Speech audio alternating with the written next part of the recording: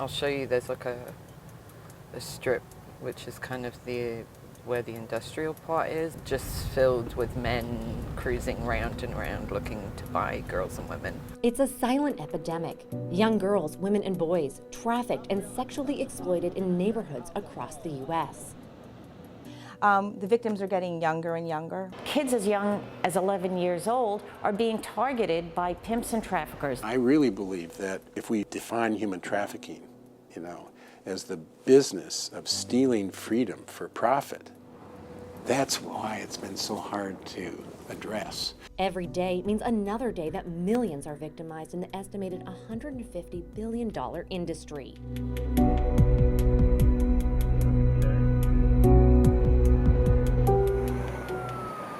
Most girls out here are under 18. Rachel Lloyd knows the damage being done firsthand. She's a survivor of human trafficking who broke free with the help of a church on a U.S. airbase all the way in Germany. We rode with Rachel back to where she began doing her outreach, Hunts Point in the Bronx. At night, save for a truck or two, there's no one out here. And so, the violence the girls experienced, and obviously still experience, but out here, no one's literally gonna hear you scream. And for 20 years, she has been fighting for the survivors lost in the hidden world of America's modern-day slavery.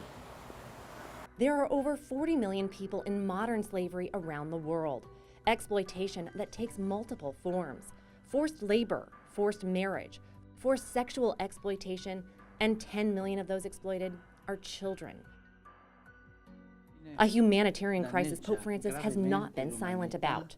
Ingiustificabile violazione della libertà e della dignità delle vittime. Although the problem is global, the dark underbelly of the crisis in the U.S. is often overlooked, a growing problem that many turn a blind eye to. People don't think it happens here because, frankly, we are the richest country in the world, and we consider ourselves protective of our children. To understand the scope of the problem, we spoke to local advocates, like Carol Smolensky, who has been fighting for survivors' rights since the 1990s. A fight Reverend David Schilling has also dedicated his life to. So we have an obligation as faith-based institutions, Protestant, Catholic, Jewish, now Muslim, and socially responsible investors to utilize our influence. It takes the combined effort of communities, faith-based institutions, law enforcement, and families to fight what Pope Francis calls a scourge on humanity. And although New York City is a destination city for trafficking, what's less spoken about is the domestic trafficking happening right here in the Big Apple, in neighborhoods like these. Young girls and children targeted by traffickers. And it's happening right now in every borough.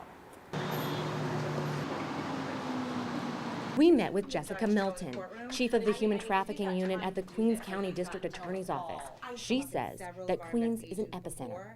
So basically, culturally and ethnic diversity paired with access in our geography make Queens a center for rampant trafficking, both sex and labor. It's a point of origin and it's a point of destination. The Violent Crimes and Crimes Against Children Division of the FBI work on this on a daily basis.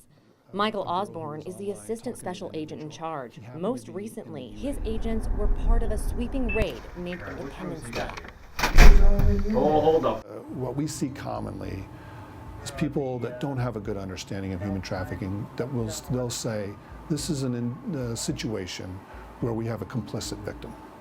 And they don't understand really how vulnerable this victim was. They typically target immigrants, children, people with little family or social support systems, people with psychological or emotional problems. Catholic women of faith are at the forefront. Like Sister Ann Ostrich, who is part of the anti-trafficking network TALITHA. She walks with us outside the United Nations before heading in for a human trafficking symposium and explains some common misconceptions. In this country, I think we think that human trafficking happens somewhere else.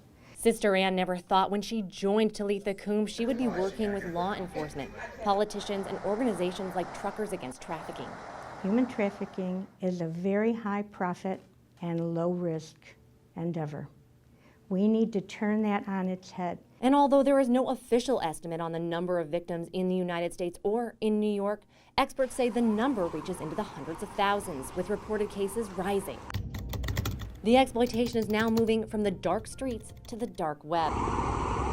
Driving with Rachel, we see just how the internet has changed the once crowded corners of Hunts Point. In the 90s, early 2000s, like this whole Ave would be just kind of packed. Sometimes on a Friday, Saturday night, like back to back to back, like traffic jams, John jams. But the demand has not died. It has just gone into a darker, less safe place, and it is proliferating, making the need to combat it ever more dire. This is a mandate of the gospel, and we've given our lives to living out that gospel and following Jesus Christ. If Jesus were here, he would be part of our networks. And there are those that will never stop fighting. Taking the lead are the survivors, brave women and men who, together with advocates, are stepping forward with bold voices and determined hearts to put an end to the evils of trafficking.